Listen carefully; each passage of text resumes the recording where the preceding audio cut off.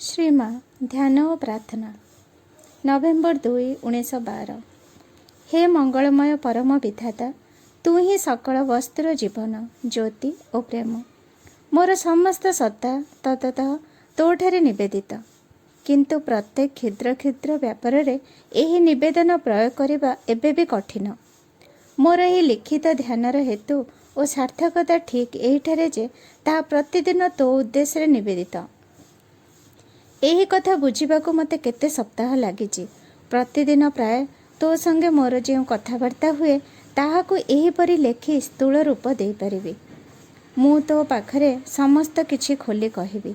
एही विश्वास नुहे जे मु तते नूतन किछि कहि परिबि, कारण तू ही समस्त वस्तु।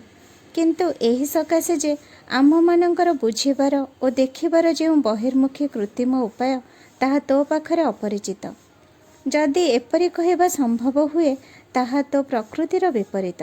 तेबे जेतेबेले मु तो आड़कू फेरिबि, एही सब वस्तु देखिबा समय रे जेतेबेले मु तो आलोकरे निजको अभिषिक्त करिबि, सेतेबेले क्रमशः सेही सब ताहार यथार्थ स्वरूप रे जहा ताहा ही देखि परिबि। शेषरे एपरि एक दिन आसीबो मु तो संगे संपूर्ण एक होइजिबि। सेतेबेले मोर तते किछि कहिबारे नथिबो, कारण मु होइजिबि तू। ठीक एही लक्ष्य रे मु पहुँचीबाकू चाहे। ठीक एही विजय हासिल करबा निमित्त मोर सकल प्रयास अधिकरू अधिक भावे चलिबो। मु सेही दिन निमित्त अभिप्सा करूछि, जेउ दिन मु बोली कहिबि नाही, कारण मु होइजिबि तू। दिन रे केते थर आज पर्यंत भी तते समर्पण न करी मु कार्य करूछि। सेथिपई हठात निज भितरे किपरि बोध करे गोटे अज्ञात अस्वस्ति, जहा मो शरीर प्रकाशित हुए हृदयर खेद द्वारा। सेतेबेले मु कार्यटी को निजठारु पृथक करी सम्मुखरे रखे, आउ ताहा मने हुए जेपरि हास्यकर, बालचित अथवा दोषयुक्त। सेथिपई दुख हुए, मुहूर्तक पई विषण्ण होई पड़े।